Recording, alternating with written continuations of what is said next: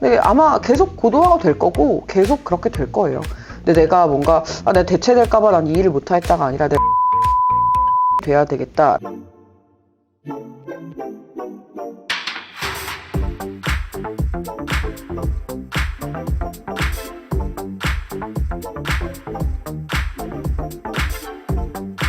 안녕하세요. 안녕하세요. 궁금한 거 질문하세요. 이제 인공지능이 자소서도 써주잖아요. 근데 일자리가 인공지능 AI로 대체가 될 수 있을까요? 근데 대체가 많이 된다고 얘기하고 실제로도 대체가 많이 되는 중이고, 우리가 매장에 가면 점원을 상대하기보다 키오스크를 먼저 보잖아요, 요즘은. 그쵸. 그만큼 많이 대체가 됐죠, 실제로도. 그럼 취준생 입장에서 내가 아니라 기계가 할 수도 있는 일이면 그때는 어떻게 해야 될까요? 제일 많이 들었던 질문 중에 하나가 회계 직무하는 친구들이 한때 기사에 되게 많이 나왔었잖아요. 대체될 수 있는 직업 1위, 뭐 회계사 이렇게 해서 많이 나왔었는데, 그거 보고서 이제 그럼 회계로 가면 자기가 대체되는 게 아니냐, 그럼 이제 애초에 다른 직무를 해야 되는 게 아니냐는 질문 되게 많이 했었어요.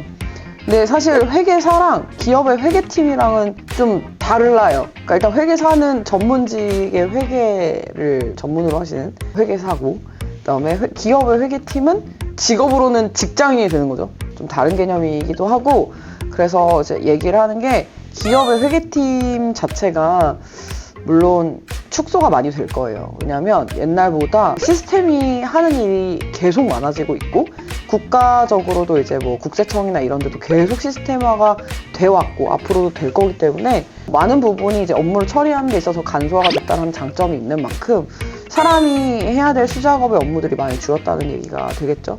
예전에는 뭐 예를 들어서 영수증 처리도 다 이제 페이퍼로 해서 창고에 몇 년 보관해야 된다 이런 게 있었다면, 지금은 전자영수증 발급받고, 전자영수증 발급받으면 또 프랜차이즈에서는 일부 할인도 해주고 막 이렇게 하잖아요. 그러니까 그런 캠페인을 계속 하는 게 사실 환경 문제도 있어서, 근데 그러다 보니까 이제 점차적으로 회사도 일일이 손으로 사람이 수작업을 해야 되는 업무들이 계속해서 줄어들고 있어요.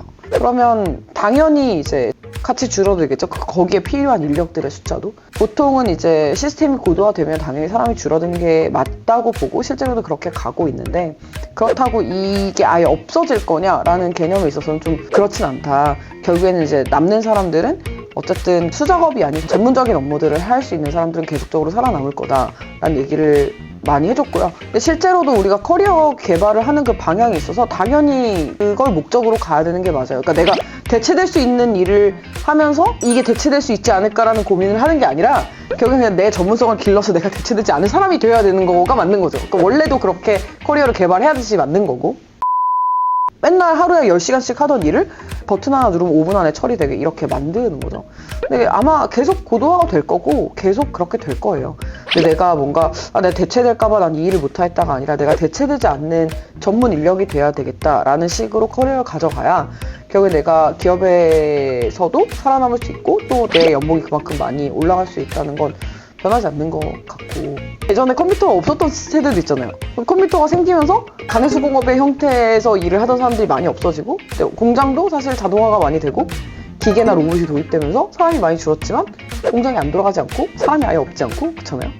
관리 감독할 누군가는 당연히 필요하고, 이런 거는 아마 계속 있겠죠. 그리고 이제 더 중요한 건 이 시스템을 만들 사람, 이 시스템을 고도화할 사람은 필요할 거 아니에요. 그걸 옛날에 이제 손으로 이렇게 하나씩 하던 사람이 아니라 이제는 이런 전체적인 시스템이 이렇게 돌아가요. 그럼 이거를 어떻게 하면 나은 시스템으로 개발을 시킬 수 있을까요? 라는 개발단의 문제에서 고민하는 사람이 필요해졌죠. 예전엔 어떤 사람이 새로 필요해진 것처럼 계속 이제 바뀌겠죠. 그래서 나는 그러면 시스템을 설계하는 사람이 되어야 되는 거고, 이렇게 바뀌어가는 거겠죠. 시대 흐름 따라. 약간 GPT가 코드만 짜주는 그런 개념인가요? 근데 이제 GPT 코드도 완벽하지 않고 결국엔 사람이 또 수작으로 봐야 되고 해야 되잖아요. GPT가 그렇게 해줌으로써 업무가 많이 편해지긴 하겠죠. 근데 우리가 블로그 글을 쓰는 것도 해봐서 알겠지만 GPT가 해줄 수 있지만 내 손을 안 거쳐서 자동화를 완전히 시킬 수는 없잖아요. 절대 안 되죠. 네, 절대 안 되죠. 그냥 지금 수준에서는 그럴 수 있지, 나중에는 아니겠지라고 얘기할 수 있지만, 어쨌든 그럼 GPT를 설계하고 만든 사람들이 또 필요해진 것처럼 새로운 직업군의 개발이 계속적으로 될 거고, 또 그 영역에서 다른 전문 인력들이 또 필요하게 될 거고 이렇게 계속 대체가 된다고 봐요. 물론 줄어들겠죠. 근데 인구도 줄어들고 있어요. 그러면 기업에서 채용 인원이 확실히 줄어든 거는 맞아요. 맞는 거죠? 네, 확실히 맞아요.